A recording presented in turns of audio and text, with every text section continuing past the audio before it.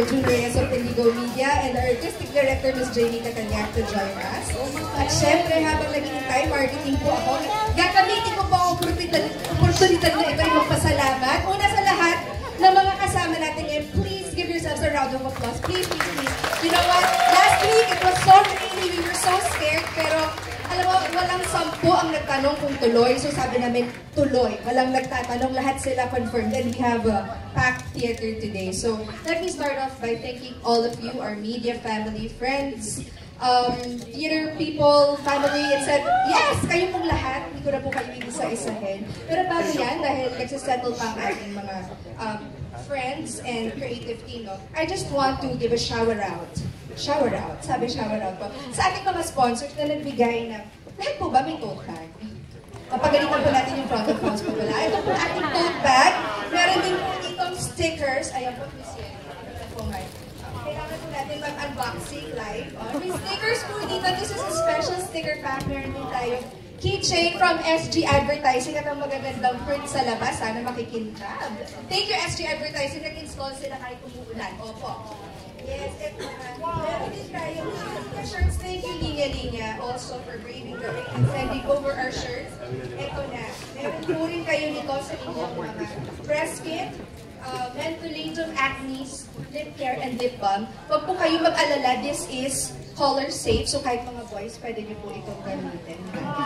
PSA po yan. So on and so forth. And you also have, and then you also have a copy of this one. You can scan this for our press kit this afternoon.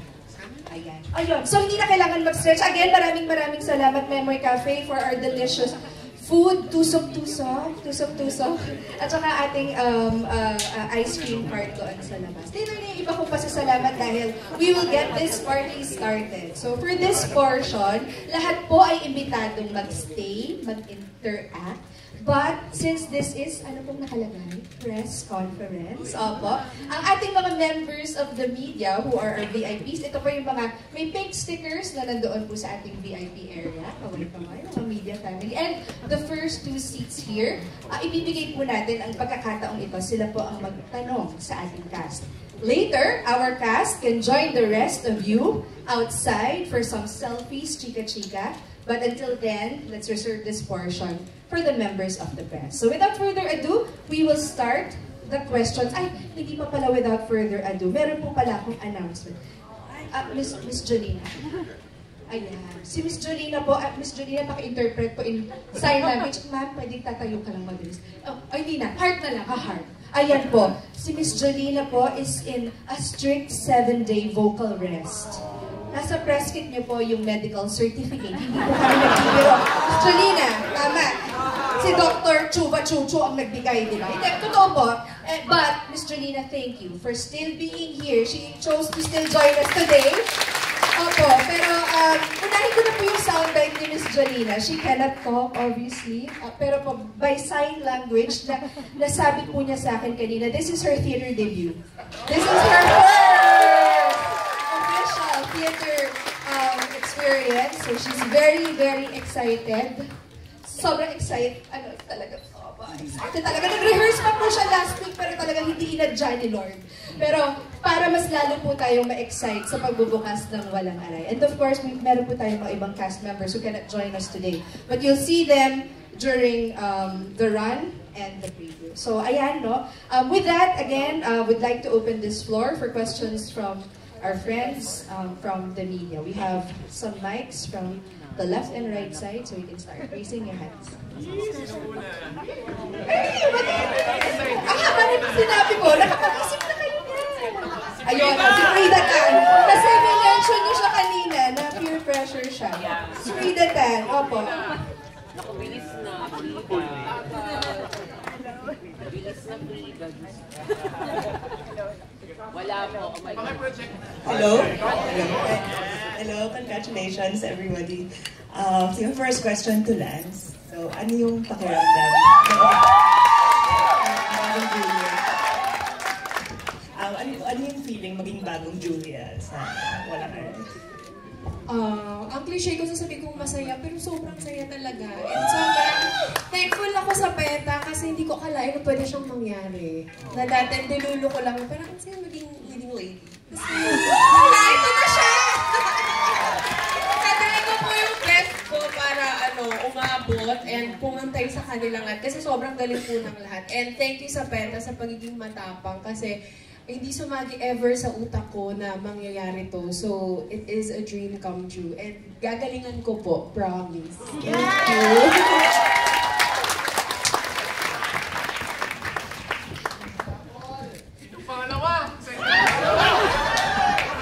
Jamie, may gusto kang dagdag doon.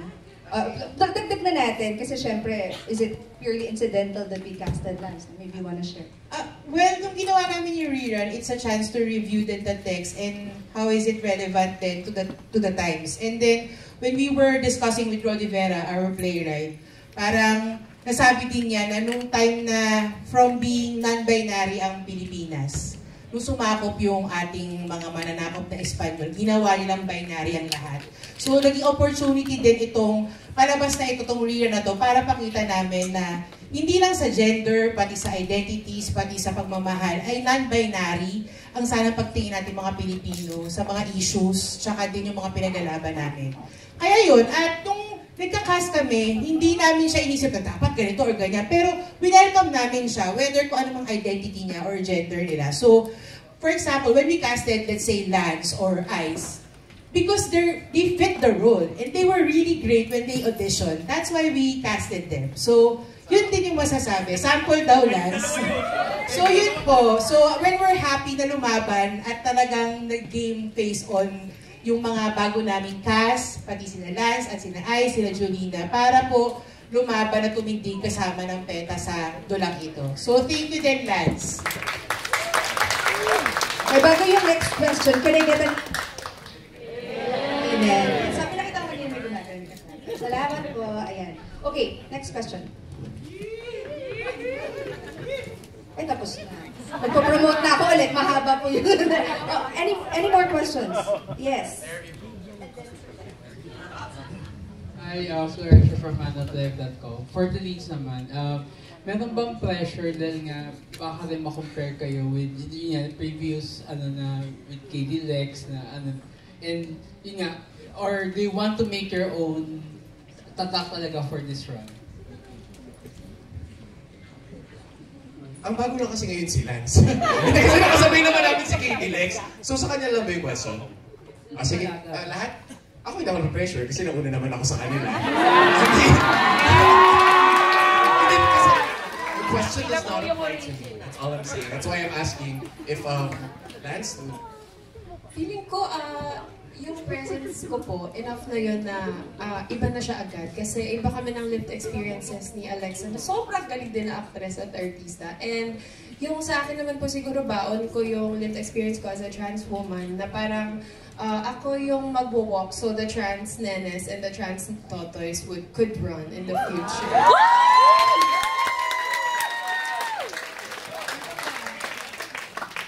Pero miss namin sila kay Dilex, ha?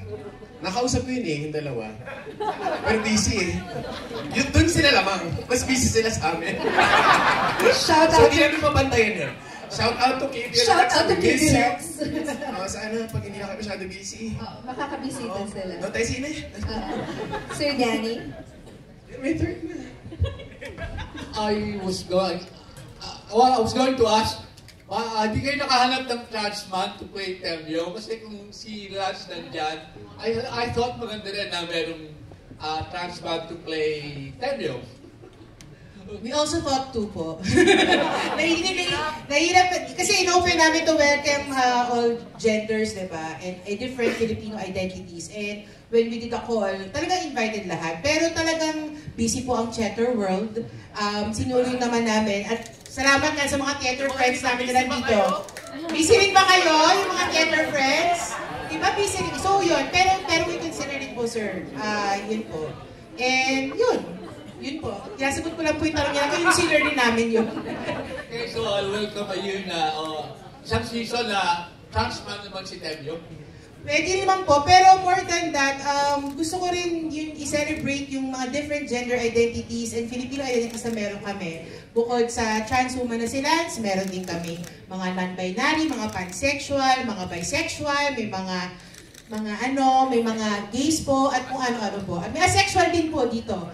So, I mean, yun po, we're celebrating different identities din po. Yes, yun po. So, thank you po, sir, for the question. And today, just a trivia, is June 28. Oh, yeah. So, Friday. July. Ay, July. Oh, mali ako. Sorry. Last month. Sorry.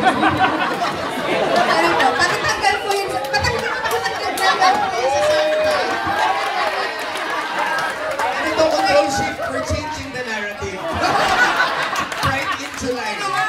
Paguhin natin yung calendar para pumasok dun sa linya ko ngayon. Kasi iniisip ko pa talaga. Uy, pero sabi kanina busy yung theater. Tama? Can I get an amen? Yeah! Ano yung mga theater friends natin dyan? Salamat. Alam ko busy kayo. May mga rehearsal kayo. Pero nandito kayo. So, salamat po. We're one big happy theater family. And yung mga pumupunta dito, pupunta rin sa iba. So, we're not missing out on anyone. Ayun din, tapos syempre dagdag lang din natin na si Ice ay kasama natin. Diba? Yes! He's also a trans man. And he's Tenyo. It's a very important, Lucas. Ayan, nagkakalituhan na tayo. Patinig po uli yun. Take two. And also, we also have a cast who's also trans man representing the LGBT, who is Ice Higuera. So, he will be doing Lucas, who is a very important role po sa Dulang Walang Aral. Kerry. Yes. Okay, next question po. Ay, si Mars. Hello guys, nakahabol ako. Congratulations. It's a victory repeat. Kasi during VLF, nasabi ni Johnny and ni Kiki na walang aray is so back. Congratulations everyone, Peta family. This question is for Vince. May pakananong musika. Paano mo pinahirapan yung mga cast and everybody with with the high notes and everything? May may big change or wala naman halos from the previous shows? Yes, thank you. Thank you for that lovely question.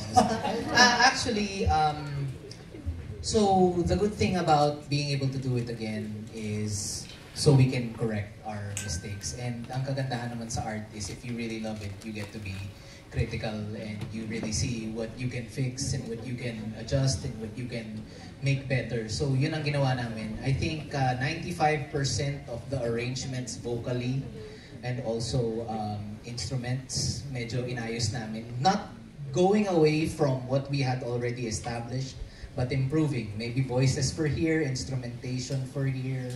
And then, I think ang kagandahan rin or ang difference rin ngayon is ang daming bagong pumasok. Which brings in a whole lot of good energy into our family. So, yun, excited na akong mapakinggan yung mga OG na I'm sure excited na siyang gawin. Excited na rin akong mapakinggan ng mga new blood na I'm sure mas excited pang gawin. So, please, sorry. My wife. Okay, yun lang and sana ma-enjoy nila yung Walang Aray when it comes back. Please, thank you.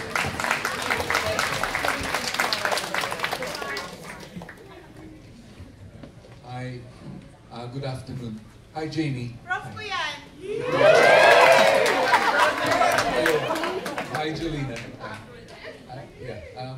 I just would like to congratulate Jamie Katamiak for having gone this far. Jamie was our student in journalism at the UST, so we're very proud of you. Anyway, I'd like to know why, maybe Jolina can just do a sign language or whisper to her seatmate why she is on a 7-day sabbatical.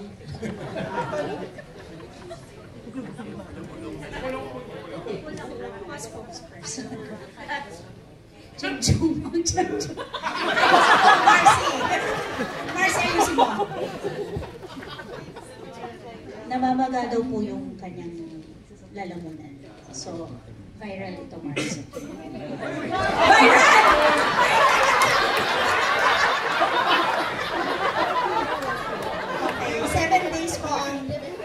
Pagod po. Yeah, you know, artista things. Kapagod talaga. Ano ba, Mars? Yun lang po. Chuchu! That's noted. Thank you very much. I think it's very much welcome in the theater scene that we're seeing Jolina for the first time in a play. So we all look forward to that debut of yours. No, kailan na kanya mga playdates? I think nakapost po siya sa social media ng PETA. Tama ba, Leroy? Check it out na lang po. Okay. Ilan ba ang Julia sa performance? Tatlo ang magpe-play, no? Okay.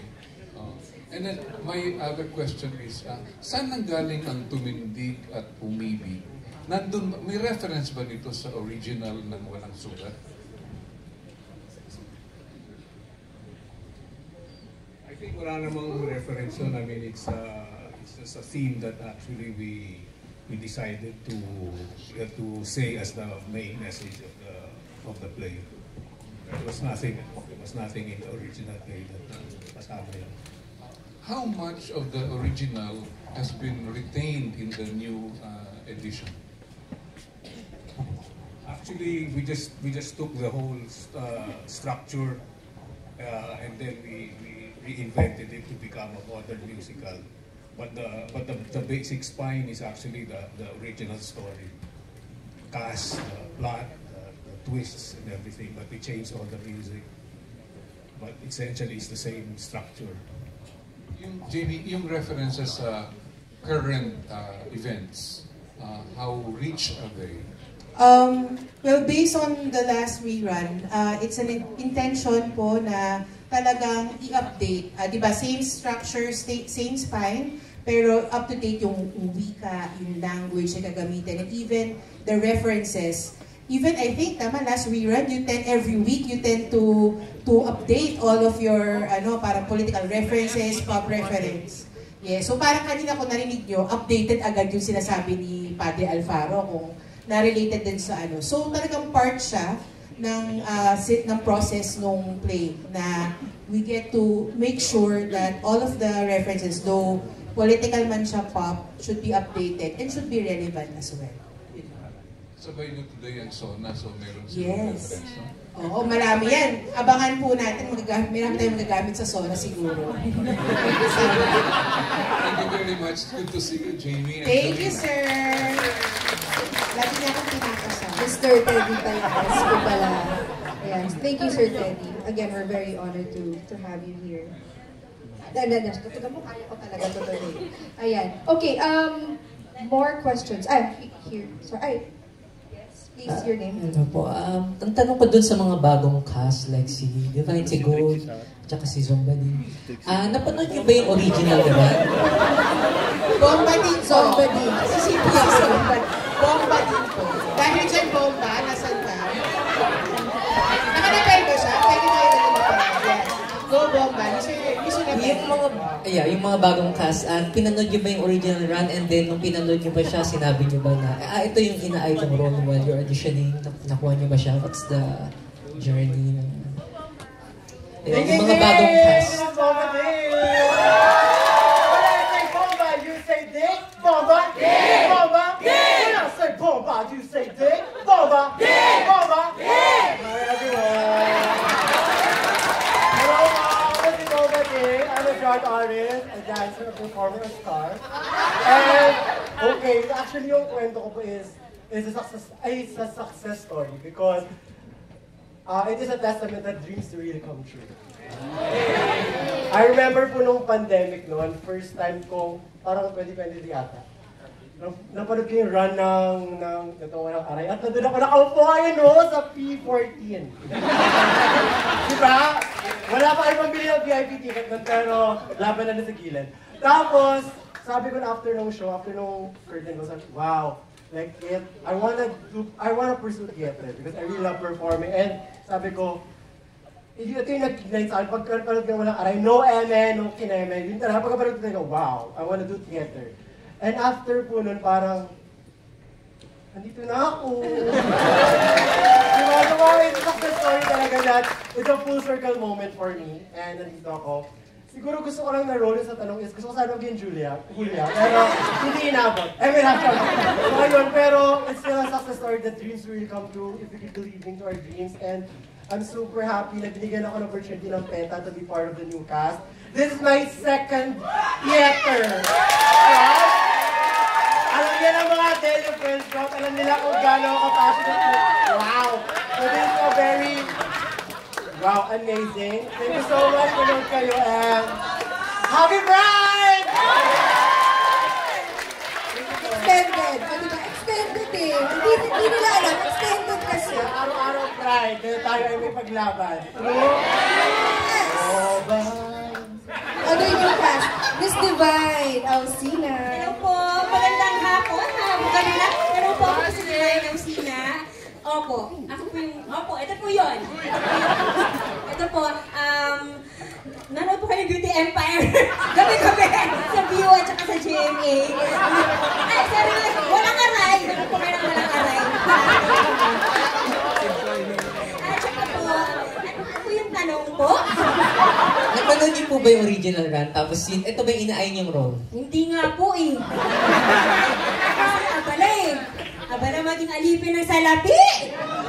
Pero, hindi ko din po in-expect na makakabalik pa ako ulit sa PETA after being gone for 23,000 years.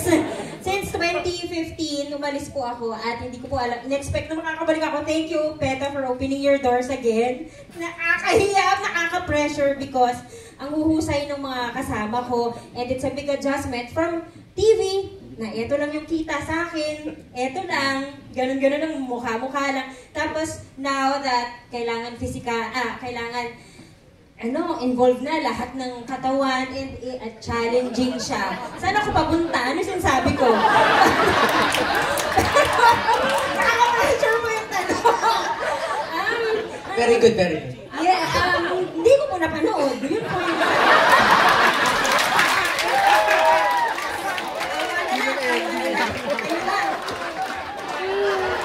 Don't see.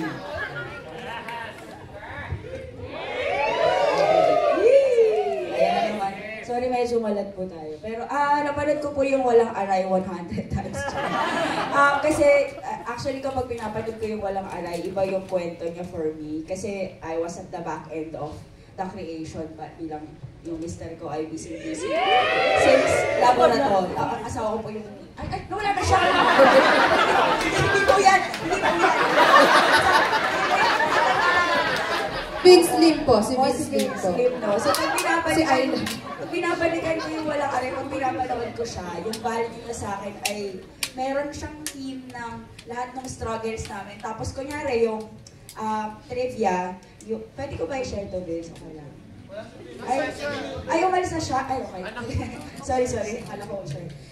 Halimbawa yung Porta, trivia dyan, ginagawa niya yan. The next hour na sabi sa kanya namatay lola na. Ganon.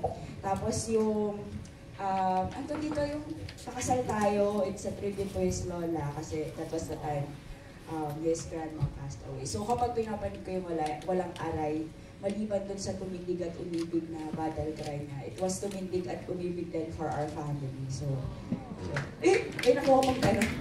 Thank you po. Pero sa panood mo, si Divine. Yun ang maaalala nila, hindi mo napanood Divine ang play na ito. Si Rendel. Ay, Rendel, yes.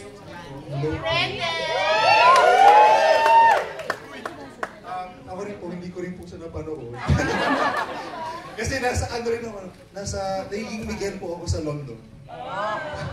Pero nung nakast po ako via my previous prod, which was Legally Blonde, kinast na po ako as Miguel kasi similarity of the characters.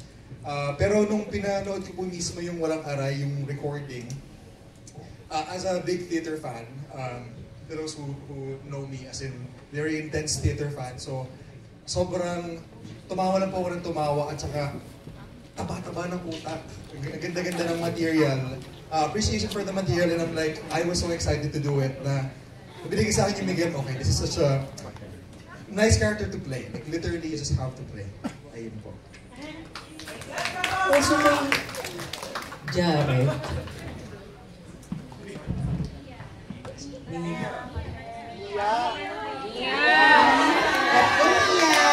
Mia daw, salita ka daw. Ay, test ka. Hello po, ako si Mia Canton. Napanood ko po yung Walang Aray twice. And sabi ko talaga, humor ko to eh. So, kapag nagkariran, kinukulit ko din po yung mga tao before na, uy, baka pag makapakanta naman ako dyan ng yung tingin kong lalaki ko. Kaya, yun po. Katulad din po ni Boba, it's a dream come true na makasama din po sa, then isa din po to sa dream prod ko. Yay!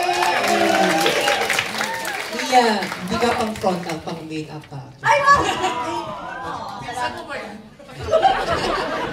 Curious lang ako kay Jared kasi yung role niya dati is yung role ng Miguel. Tapos parang naiba ba ngayon? So, paano, can you share anong role mo ngayon? Anong experience? Nagbibigay mong tips kay na ganito yung share what you can? Last run po and yung first run Miguel po ako. Tapos ngayon, Pabling, part of the ensemble. So parang this time, it's like the other side of the coin. Hindi. In a way, parang Miguel pa rin. Parang meron pa rin akong direct relation to him. In a way, parang siguro indirectly nung una. Tapos, nung nangyari na yung mga nangyari, and then nagkakilala kami, nagkamabutihan, and then no spoiler. Ay, sorry. Nagkamabutihan. Good friends. Siguro about the role na nabago. Actually, na-try ko na maging public dati kasi nagkaroon kami ng COVID week. Nagkaroon ng weekend na nabugs yung mga tao. So, kailangan magpalitan ng mga role, saluhan kasi walang gaganap ng ganito, ganyan. And yun, na-enjoy ko siya ng sobra and grateful ako, thankful ako sa PETA dahil binigyan nila ako ng chance siguro para magawa siya ulit. And siguro nakita din nila yung naramdaman ko nung nagawa ko yung Pabling last time. So, yeah. Thank you po. And when we watched Jared doing Pabling last run, nakita namin yung pag-shine niya. Tapos sobrang nag-e-enjoy siya. Tapos sobrang siyang yung presence niya. Tapos kaya nga nung tinanong namin siya uli dito, yung parang tinanggap din niya at na-appreciate. Kasi dun siya nag-flourish. Kaya din, abangan niyo din yung mga gagawin ni Pabling, both si Bombading at ni Jared. So abangan niyo dun sa rila namin. Yes, as business partners with Miguel.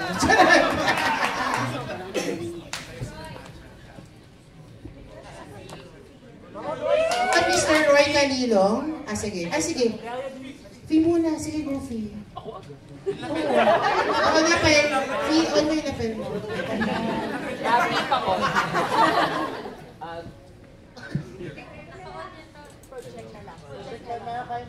Para una congratulations. Well, ako, Divine, at saka Rendo. Napanood ko siya. Sa Rendo.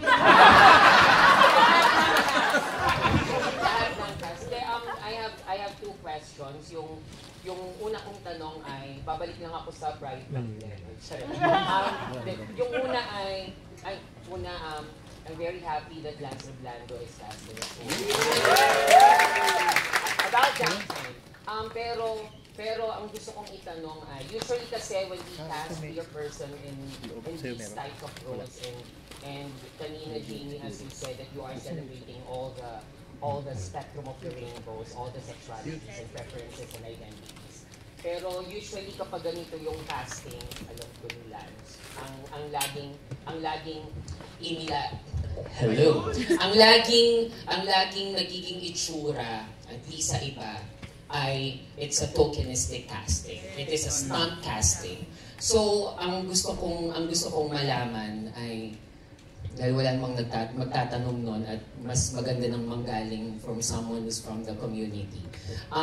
Anong masasabi natin doon sa mga mensaheng ganon that, casting people, queer people in, blind casting or things like that.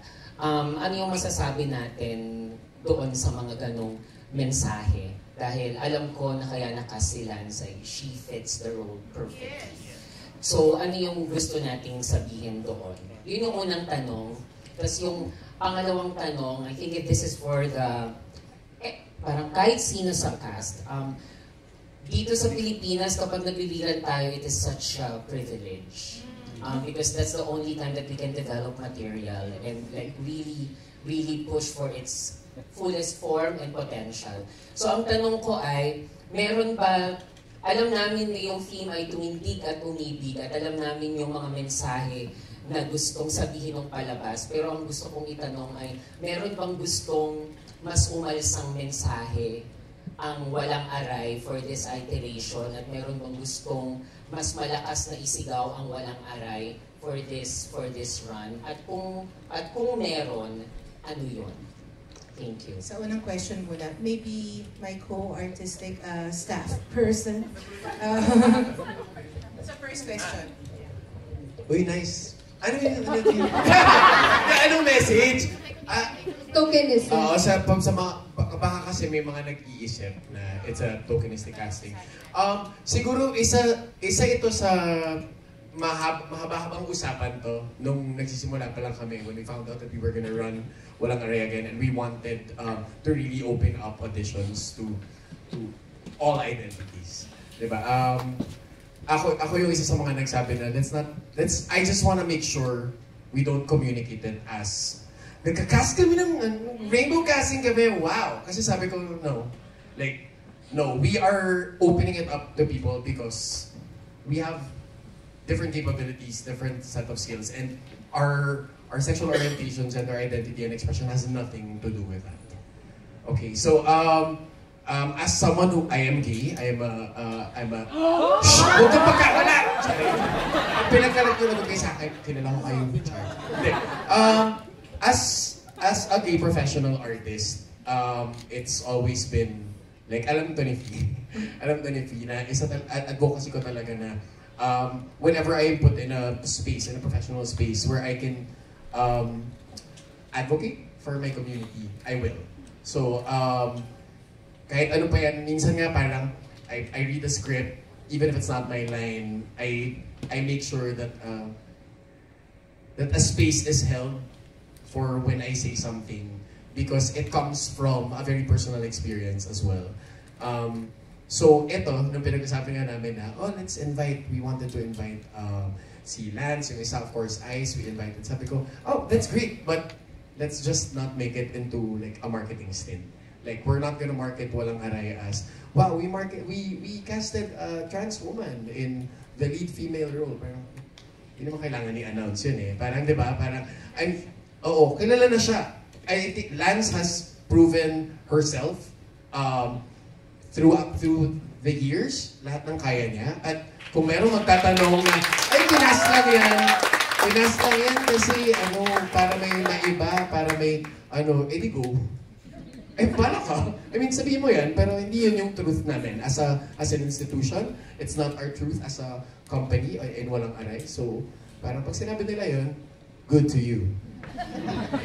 Jamie, before yung next question, dagdagan ko lang yun. Sorry, kasi lang. Regarding lang sa marketing, tama yung kay Gio. Actually, we had a study before that it was rainbow, and we decided not to push through with it.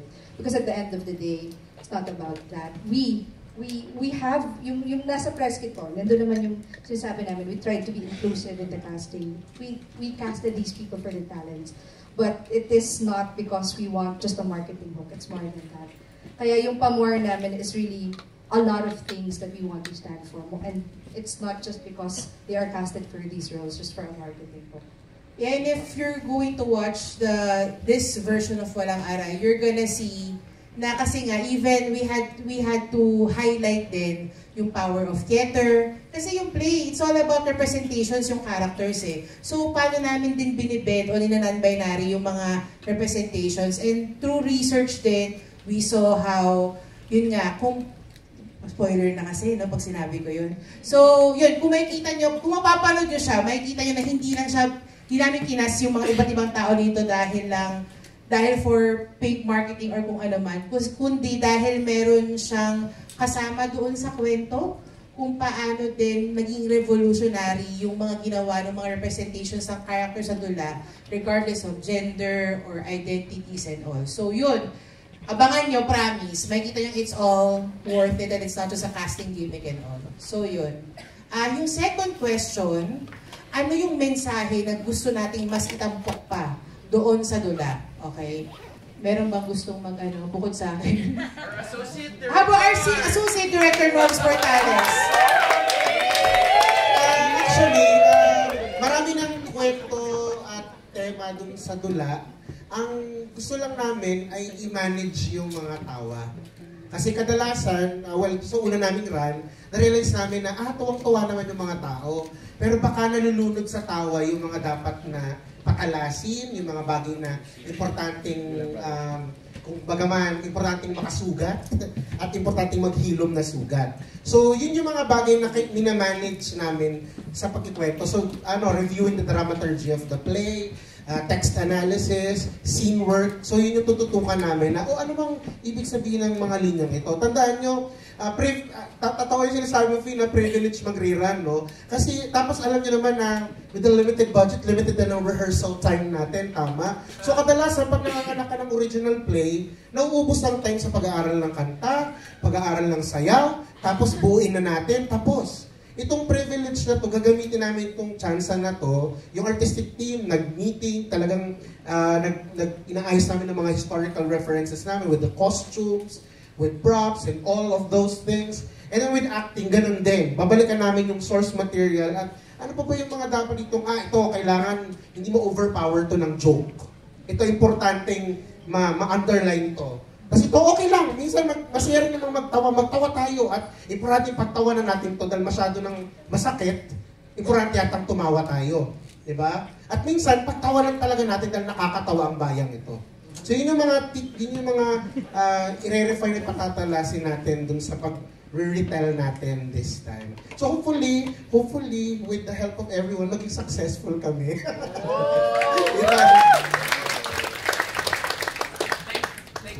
Thank you for that question. Thank you for that question. And speaking of privilege rerun, we started with 36 shows. Now we are on our 38th pa more. So big shout out din sa lahat ng mga show buyers, block buyers, and everyone who supports theater in general. Hats off to you guys. Salamat po. Sorry, maybe 2 more questions?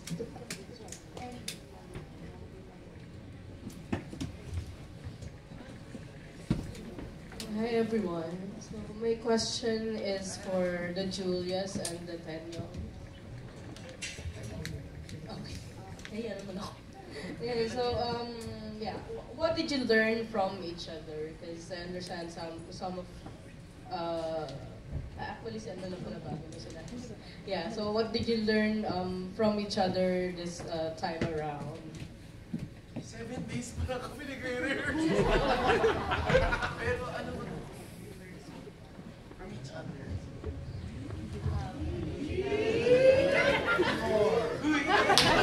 Go, John Abelia. Masaan pa niya? Mga 14 minutes. Okay, sige. Kaya ko ba ito mabilis? Onting trivia lang, kasi it all ties together. Nung 2023, nag-press launch, nag-preview sila ng November 2022. Pasok kami ni Shai ng 2023. Tapos ako yung pinakahuling pumasok. Ako yung ang malaking natutunan ko, this is not just within, for the tennis and the Julias, the Juliong, if you were. But for the KEs, Kalinakan and Sam, the kind of courage that the Kalinangan Ensemble gives an artist like me to empower me in certain times come from the pandemic and still trying to find my voice again as an actor and thinking if that voice needs to be heard pa din. And with this space, marami akong natutunan na hanggang ngayon pinagmumuni-munian ko. And hopefully, I can also extend that kind of love and courage towards other people. And mas na back upan yung love that we all strive for. The purest kind of love is found within the community. And ayun, and with everyone, with the KEs and everyone from sinahabi kina Kuya Siloy, sina Ate Manu, it's really an empowering moment. So if I take it upon myself to just allow that to fuel the love. So ayun. Copy paste. Sige, last na. Sabi ko lang. Ngayon ko lang, ngayon lang namin ginawa ni Lance yung yung pangako yan. Tapos, no, it's really a pleasure looking into the eyes of the Julias. No, kasi I can see what kind of love they are. I think if there's anything that I learned, it's seeing the kind of love that the Julias are capable of. Kasi, I swear, like, kita niyo naman, dami namin titigan. So, yun ang bago for me. If there's anything I've learned, nakita ko na yung kind of love na kaya ni Lance ibigay. And it's a lot. So, thank you for sharing that with me. Share mo kay John yun sa rehearsal.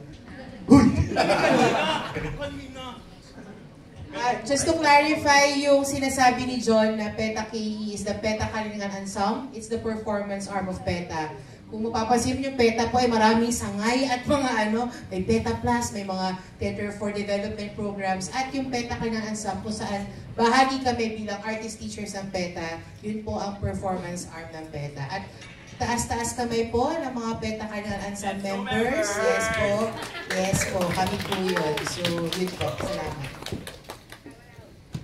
Last question. Yes. Magandang araw po. Una sa lahat, pagbati po, meron po akong dalawang katanungan po. Para po ito sa mga Ansamkas. Kumusta ang kolaborasyon na danas ng mga bagong Ansamkas kasama sa pag-update ng mga references na nakabase sa pop culture? Kumusta in terms of dynamics?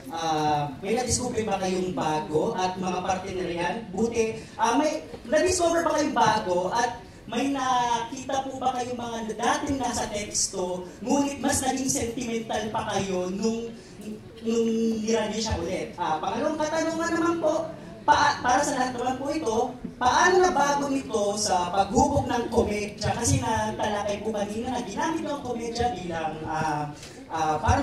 komedya bilang isang social commentary.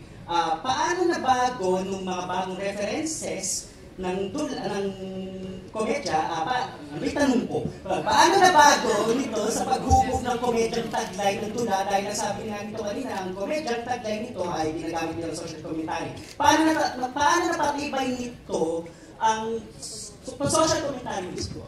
Maraming salamat. Yung unang question muna, yung Ansam, kamusta daw kayo?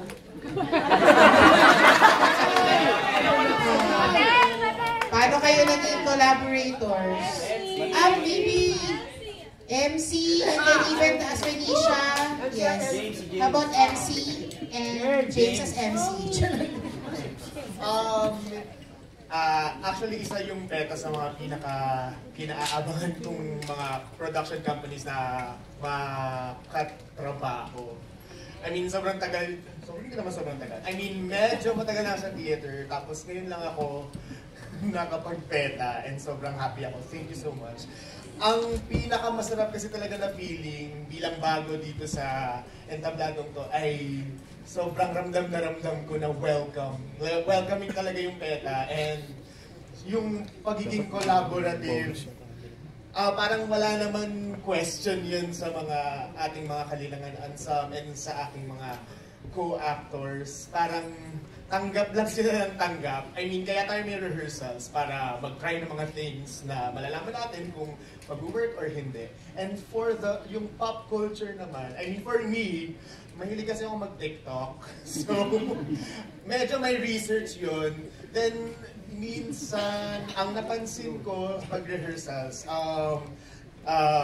nag-a-apply sila ng mga jokes na nakikita nila sa TikTok, like yung mga, "Uy, kanina pa ako," ayun, pero parang, minsan kasi, ay kailangan din namin i-keep in mind na pwede kaming magpasok ng mga pop culture references, pero hindi dapat matatabunan yung mismong meaning nung text nang walang aray. Kailangan pa rin ang mga ginagamit naming mga pop culture reference ay nag-lift up ng teksto, ng music, ng aming yes. Yes, amen, MC. James. Hi, RB. Hello. Ano ba? Bilang makne ng Ansam. Yes po. Hello po, I'm the youngest. Siguro yung flavor na, yung konteksto ko ay siguro dahil ilan sa kanila ay napanood ko before, not just in Walang Aray, pero in previous PETA productions or outside PETA. I was on the learning side na pinapanood ko sila, natututo ako sa kanila.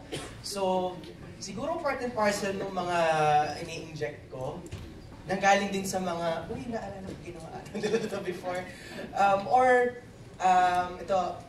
Dati po akong estudyante ng director namin, si Ian Segarra. So, dagdag private siya actually. Bilang siya yung improvisation teacher ko noong high school. So, pero yun, nandun ako sa learner hat na siguro medyo mahiyain akong mag-amba, pero kung tatanggapin nila, yun na lang. Plus one doon sa binanggit niya ni Kuya MC about pop culture references. Ganoon din ako eh. Siguro sa future rehearsals, magpa-flourish din yon kung meron man. Pero nandun din kami sa point na i-make sure namin na yung mga references na yon, whatever they may be, patatalinin niya, i-accentuate niya yung punto ng eksena, nung gustong sabihin ng karakter, nung mga dialogo, nung buong dula. Yeah. So, siguro for, Thank you, James. Yeah, for the second question lang, mabilis. So, itong Walang Aray, bukod sa Sarsuela siya, naging opportunity rin siya para i-review namin yung Philippine theater history. Kasi, kung Sarsuela, komedya, you have to lang simboliko. So, yun talaga yung naging, tungtungan namin, kung paano nga maging, doon lang ito ay maging symbolic. At kung paano siya malaro through pop references, pati yung pinanggalingan and all. And I think Sir Jun din. No, the underlying idea when Roddy and I conceived of the rewriting of my grandfather's Sarsuela, I wanted to have a vision.